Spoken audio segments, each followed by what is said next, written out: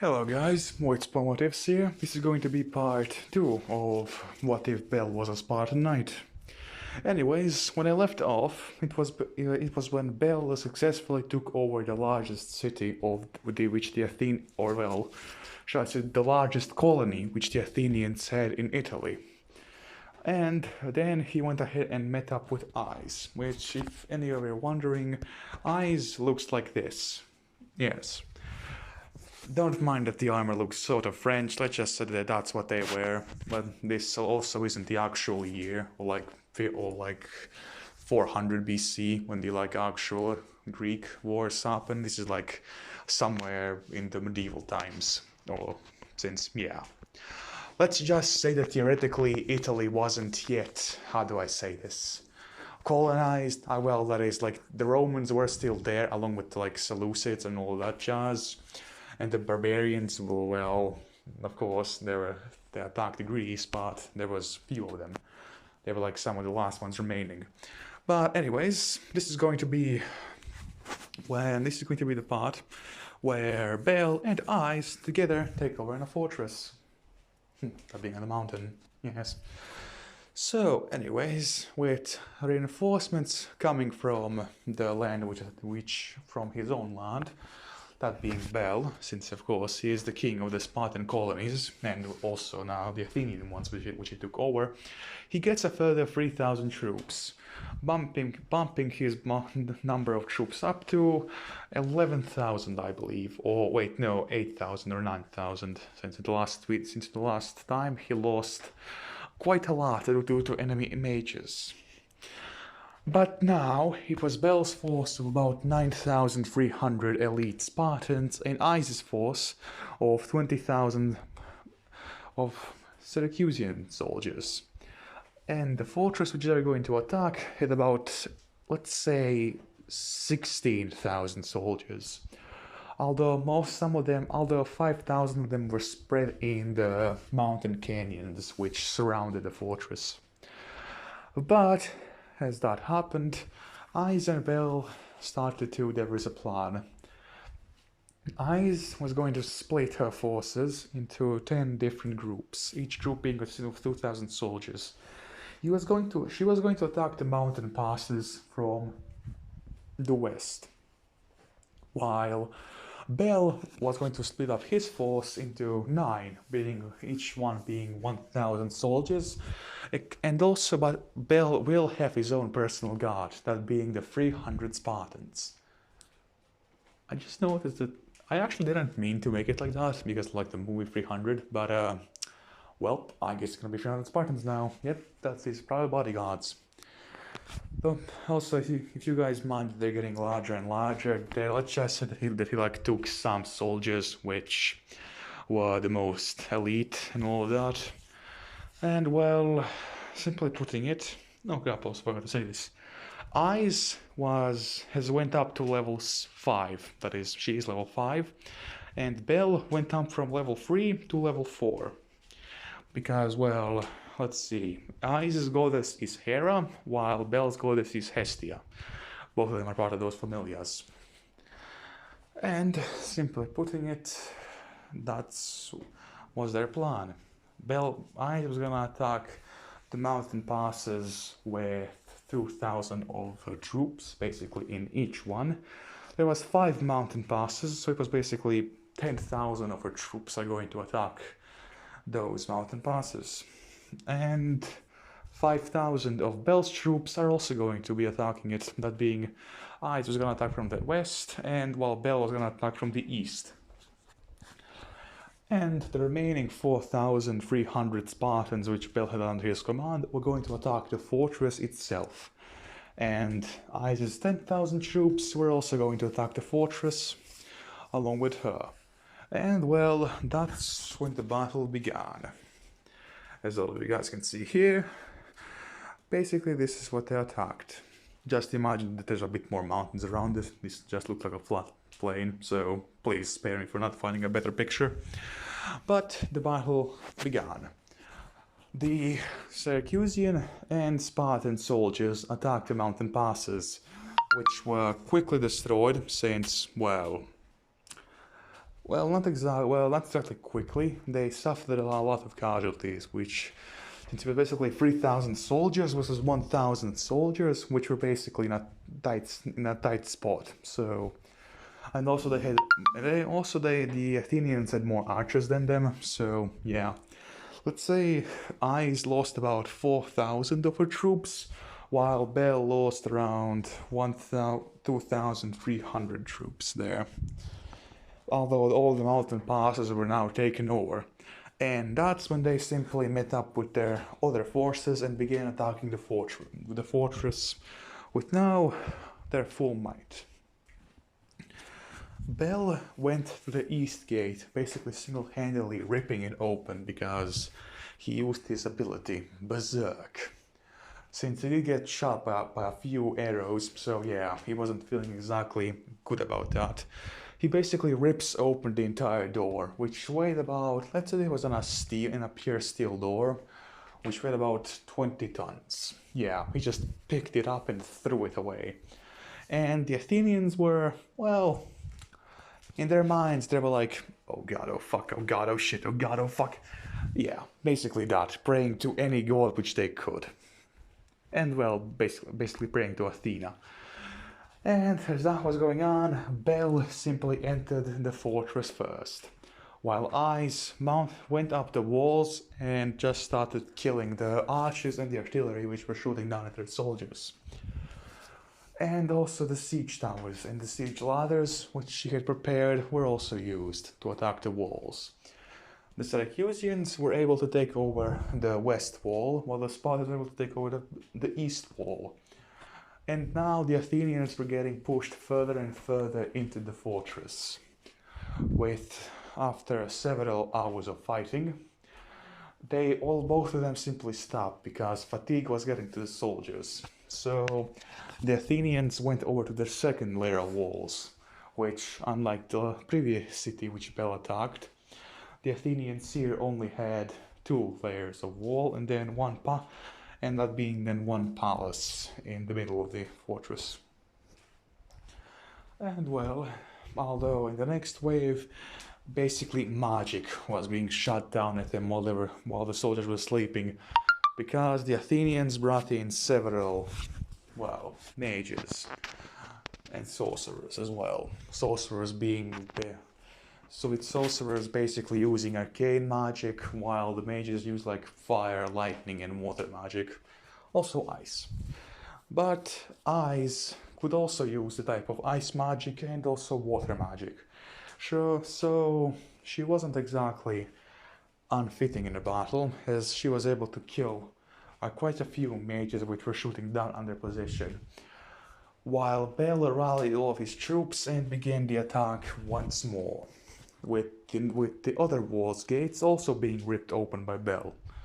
Although this time he was burnt and, also got a bit of frostbite because of the mages.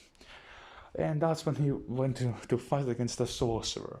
That sorcerer being of the... what familia should it? Let's just say some Roman god of magic. That is a part of his familia. And that is also a level 5 adventurer, so yeah, on the same level as Ice, that he can use arcane magic. And Bell sort of has his work cut out for him here, but he's in his berserker state, so magic has less effect on him. But as he went to fight against the sorcerer was his second magic, that being necromancy. He started rising the dead soldiers of both the Athenians, the Syracusans, and also the Spartans.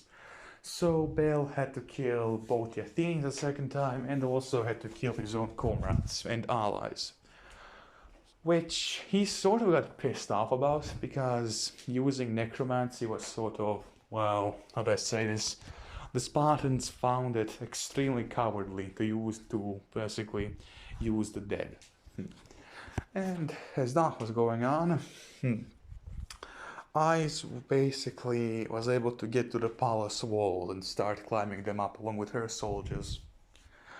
And with the last remaining Athenian soldiers in the palace, they were slowly being pushed back, although Bel was still fighting against the sorcerer along with the rest of the Athenians, which were more numerous on the Spartan side. And well, Bel was about to get killed by the sorcerer because the sorcerer used the undead to swarm Bel and basically have him locked. That is, all of them wrapped his hands, legs, and his head. And as the sorcerer was about to kill Bel, an ice attack flows by him and basically rips out his arm. Who was that? Well, that was Ice, basically using her own magic to get rid of the undead. And then Bel goes in for the finisher, using his spear to all children watching this, please leave now. With all due respect. He uses his spear to, let's say, go from his stomach of the sorcerer all the way through his head, that being cleanly and basically through the middle, through his skull, through his brain, and, well, also through his throat. So, yeah. He basically impaled him like Vlad the Impaler did. And after that, the last fortress of the Athenians on Italian territory was taken over. And so, when the Athenians got news of this, yeah, they weren't exactly happy, but they also knew that they couldn't do anything, because they were at war with Bel's uncle, the traitor king of Sparta. And well, as that was going on, Bel and Ice sort of, how do I say this? They made a long-lasting alliance between both of their families. How so? Well, let's just say that due to the fact that they fought against even more battles, going up against rebellions in the colonies and all of that, they started to have feelings for each other, and eventually both of them married. And as that went on, that is, Hera and Hestia were sort of like, our two greatest champions are going to get married, even though both of us hate each other. Well, I guess we'll leave them to it. And so they did, because even though actually in the mythology I believe that Hera and Hestia aren't exactly on best terms. But they let them marry, although they still don't have any children, because you're going to see what I'm going to be doing with this. And let's say that they finally, both Ice and Bel go ahead and finally attack Sparta, as they finally make a good enough fleet and simply go ahead. The first city they arrived at is a port city. Let's call it Icaros. Yes, that sounds like a good name. I searched up Greek names for cities and that sort of came about, so I guess Icaros. And well, the one who Bel was going to be fighting here would be his own brother. And well, as that with his own brother, because he was the governor of this city, rather, basically for plot purposes. As Bel lands with his own troops in the city port, they began to basically swarm, although they're fighting against Spartans here as well, so it won't exactly be easy.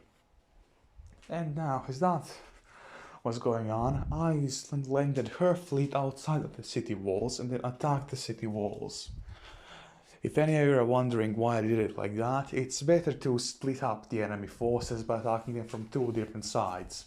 Or in this case, from all sides, because they were getting attacked by Bel's Spartans from inside the port, because, well, they had Spartan ships, so they thought that they were just reinforcements from their colonies, or just another Spartan fleet coming through.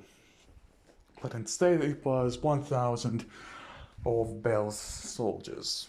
And at the outer walls it was the rest of Bel's soldiers and Ice's soldiers fighting it out. And well, as that finally went through, Ice was able to take over the walls, with Bel entering the main, shall we say, arena or Colosseum, where he met when he finally saw his brother.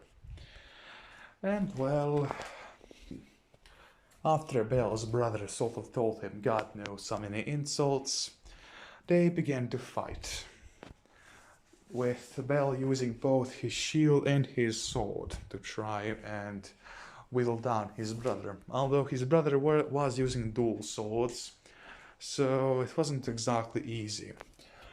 And also his brother was a level 5 adventurer, while Bel was a level 3 adventurer. Although Bel was, how do I say this? He had his berserk ability and also all of his stats were SSSS. So yeah, he was about at the same, how do I say this? He was at the same level as, well, his brother. And as that was going on, his brother used a couple of magic. His brother used magic, that being fire magic. Bel quickly get out of the way and then used his shield to basically shield bash him in his helmet, which then broke. Needless to say, Bel used this opportunity to take his sword and try and finally end it. Although then, Bel's brother uses another type of attack, that being that he shoots a gigantic fireball beneath them. And basically shooting both of them up in the air. Bel falls down with actually quite a few injuries because that was an explosion right beneath his feet. Although he still gets up, takes his sword and finally kills his brother, which had done so much. He was the person who made the assassins kill his mother, Bel's mother. Although, so yeah. He was extremely pissed off about that. Although he still had to kill his uncle, which Eyes was more than willing to help. Although his uncle was currently a level 8 adventurer, or at least at the level 8 adventurer. So, as Bel's and Eyes' army were preparing to go, well, they got new recruits. Spartans came flooding to Bel's banner because, of course, even though the god of war Ares did favor Bel's uncle, all of them knew that the old king was the best for them, and that the new king, Bel's uncle, who killed the last king, which that was Bel's father, and all of them were extremely pissed out about it. And well, with that being said, Isis, if you were to combine both Isis and Bel's army, they would have about 76,000 troops. And they went ahead and went to the final city, that being Sparta itself. And they were going to be fighting against a force of 150,000 Spartans in an open field, as well as Bel's uncle. And that is when the battle began. Bel and Eyes basically charged first with all of their cavalry and their infantry, basically smashing into the Spartan lines, or actually I'm just gonna call them traitor Spartans, so that you guys don't get confused. And as that happened, Bel and Eyes quickly started to kill as many of them as they could, until eventually Bel's uncle attacked Eyes. She was getting pushed back rather heavily since, well, of course, she's a level 5 adventurer, but she was close to being level 6 due to all of her stats being at level SS. And well, Bel was also basically at level 6 due to his stats. So he went ahead and helped his wife to try and basically defeat his uncle. But what happens then? His uncle uses a rather unsavory tactic for a Spartan. He backstabs Eyes. That being, well, straight in the middle of her chest. Although Eyes uses this opportunity to stab Bel's uncle with her own sword in his abdomen. And well, after that, let's just say that Bel comes right behind his uncle, but before he can do the finishing blow, his uncle takes out his long spear and basically jabs Bell right into his stomach area. And well, although Deku still wasn't done because he used his berserk ability to basically push himself even further into the spear, and then he used his sword to stab his uncle right through the head. As Bell's uncle just fell to the floor, all of the traitor Spartans immediately began to rout. But well, Ice and Bell sadly died of their injuries which they sustained, both of them dying together while holding each other's hands. And right after that, this is going to be when the anime starts. Because guess what? Both of them are going to be reincarnating, both Ice and Bell. Yep, I'm going to be doing that one. Since I really didn't see that many other people actually who did What If Bell did this sort of idea, the reincarnation thing. So I hope that all of you guys enjoyed this episode, and I hope that all of you have a, well, good day. I'm going to be putting out another episode of this tomorrow, so I hope you guys enjoyed, and see ya.